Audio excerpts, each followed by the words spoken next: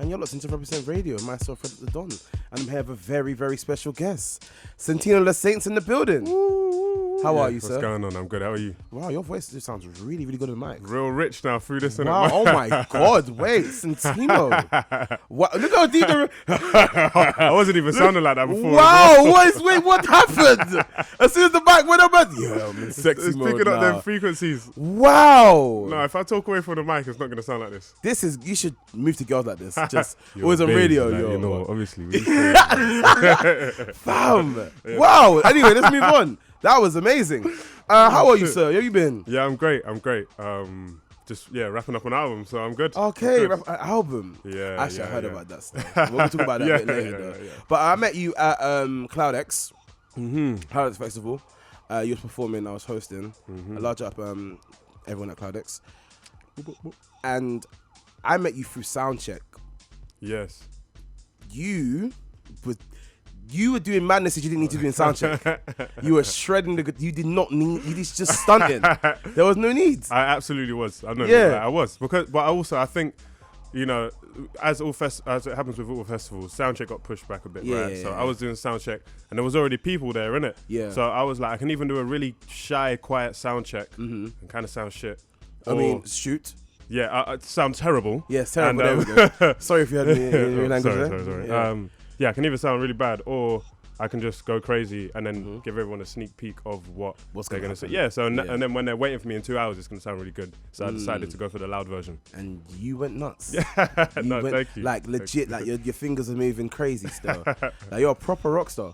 Yeah, trying, I guess. You are. You even got like the Anarchy tattoos. Yes. Like, you know, like you're... It's my beliefs. You're proper like rock star. Anarchy's your belief. Kind of. You believe in chaos? Well, I believe in a certain element and aspect of chaos. I think a lot of people look at Anarchy and see the Anarchy logo and think like pure destruction and just craziness. But without being too political, I think there's a lot of truth in the whole anti-establishment Anarchy things that I quite like being self-governed and things like this. And I think there's a necessary amount of chaos which is needed to rebuild the world. So, you know, if you got to burn some stuff down, then burn it down, rebuild. I mean, that's what did my man say from Dragon Ball Z? Bearers. He was like, before you build, you have to destroy. Exactly. It sounds like some real villain stuff. Yeah, it does, but I'm with it. That's kind of it's kind of like an anti-hero thing. Exactly. Yeah, it's like I'm trying to make things better. Before it gets better, it's gonna get a bit worse. It's just realistic. I'm just telling the truth. I hear it. Anti-hero, I like that. Yeah, you're gonna use that now, yeah? Let me write that down in my phone notes. Anti-hero stuff. Yeah, write a song called Anti-Hero. I like that. Let's talk about your song, Love, Drugs and Anarchy. Yes. I really, really like it. Thank you. Really, really, really like it.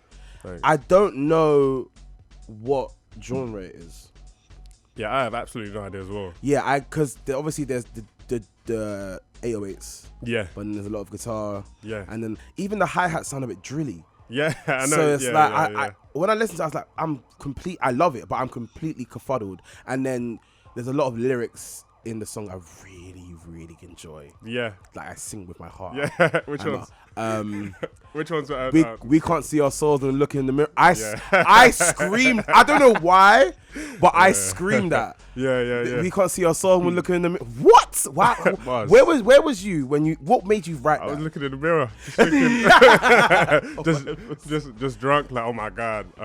No, I think the way I wrote that song, as well as a lot of my other songs, I already go in with a concept. Like I already knew that the song was called Love, Drugs, Anarchy, and I knew I wanted to sing it like Love, Drugs, Anarchy. Yeah. Everything else for me was like I'm writing like 4-line, 2-line bangers, story parts that sum up this whole song, which is like basically obviously a lifestyle. It's kind of a play on like sex, drugs, and rock and roll. Yeah. Love, Drugs, Anarchy in the same thing. So it's just a lifestyle tune, and all the bars are literally like whatever the lifestyle of you think Love, Drugs, Anarchy is. It's that. You know what I mean?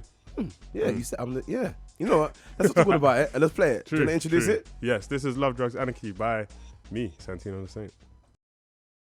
Rellik on Reprezent.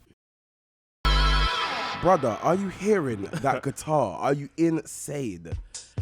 Oh my goodness. That Santino Le Saint, Love, Drugs, Anarchy. Bro, you went crazy. You went crazy. You're quite eclectic as an artist because you go from rock to kind of trappy stuff to R&B, like alternative R&B. Yeah. How? Like what? How? Where? Like how? Like what? Yeah. You know what? I think the center of it all is my voice and the guitar. Okay. So the way I see it is that like I don't really think I'm R&B, but if I put my voice in it, I'm probably gonna sound kind of R&B. Right. You know, that's what brings the soul element into it. But like even when I talk about genre, my genre with people, I'm just like, I just say a voice and a guitar, and you can throw the alternative R&B, the rock, and da da da da da. But it's hard to understand sometimes until you hear it. Yeah. When you hear it, you're like, oh, it's that. Yeah. But yeah, it's a hard one. Me and a guitar. That's what I like to sum it up as. Yeah, you don't want to be boxed in. Yeah. Well, I don't think it's possible, to be honest. I mean, yeah, you're breaking all the rules. That one tune there's like 7 genres at once. Who did you listen to growing up? I listened to a lot of rock artists and rock bands. Well, I mean, my parents initially were on, like, my dad listened to a lot of jazz and my mum listened to a lot of like old school R&B and reggae. But when I was like 12, 13, I was like, what's the only genre I can listen to that no one else has listened to and everyone else not? Like, and it was metal and rock. Right. That's when I started playing guitar. Did you grow up in Brixton? Yeah. Okay, so you'll definitely be like one of the only people in Brixton. Listening to no one. None of my friends in school. Everyone was like, rock, huh? Yeah. And then I've been listening to Jimi Hendrix for a long time because that was one of my dad's biggest artists. So that was like my first kind of exposure, and then it dived into all the rock and the metal at the same time as loving everything else. Yeah. That's kind of how it panned out. That's sick. Yeah. Okay, cool. All right, cool. You dropped 2 new singles the other day. I did. Or 1 single. Is it 1 single or 2 singles? Singles because you named it it had a slash. Yeah, it had a slash. 2 singles though, right? One drop. 2 singles. Yeah. What's it called? The first one was called Best Day of My Life, and the other one was called One More Night. Yes. Best Day of My Life. That one, it's not dark, but it's not light either. You know what I mean? Like, yeah, I know exactly what you mean. It's a melody. Yeah. All the other songs kind of follow the same kind of chord progression, which a lot of music nowadays does. But I mean, even the lyrics though, like. Oh yeah. Yeah. I mean, kind of. I feel like you're very focused on, not very focused, but I feel like death is pushing you to live. You know? Yes, I do. Yeah. I find diving into the darker concepts of things, especially through love specifically, more so. But in general, the darker concepts and the unknown concepts are just the most interesting to me. And I also love, personally, the balance of having like a softer voice. Not even saying my voice is like the sweetest voice, but I mean, like, no, you know what I mean? Like an R&B voice, quote unquote, or whatever. And some dark lyrics. Like, I love that comparison. Because it's such a juxtaposition. Yeah, exactly. Things, So, yeah, I guess that's why I'm drawn to it. What's your favourite out of the 2 you just dropped? Boy, Best Day of My Life. I think it's mad unique. Like, I think, even I was saying, the chord progression is like different to anything I've ever done, and that a lot of people do in popular music. So, I think anyway. Yeah. So, yeah, I like it. But the other one's a banger. No, I like the other one. I actually picked the other one, I can't lie. Yeah. Just because I had rock before with Love and Anarchy, so they're similar. They're really similar. Yeah, they're that's very why I picked the other one. Yeah. Do you find it hard to satisfy your fan base because you do so many different things? You know what? I love my fans, so much, but I don't think about it. Okay. And I think you can't think about it if you want to stay sane and you want to make music. Like, I make what I make. I don't make it for anyone else apart from the love of the creation of it. If people like it or people don't like it, it's cool. I want people to love it, and of course, but you know, the external validation is not what keeps me going. You know, the drive and the obsession to make music every day is what keeps me going. So it's hard, you know, when you put a song out and the first comment on the video is, oh yeah, this is rubbish. Yeah. It's like, I mean, you know, people with Twitter fingers, really. Yeah. You know? Yeah. Twitter ain't a real place. It's not a real place at all. It's really not. Is that why you made Red Pill Blue Pill? To like kind of, Yeah, kind of. I also think that it's really hard to, like, you can't do a Love Drugs Anarchy song all the time where you try and squeeze a million genres and different ways of singing into a song, right? And I think even growing up, I grew up very... from 2 different backgrounds, basically. Like my dad being from like a traditional white background, my mum being from Jamaica. So I've always felt like I've been in two halves. I've always had 2 halves of me, you know, and I think I do in music as well. And I just wanted to be able to be like, I can make some party songs and I can make some soft songs, and they're both me.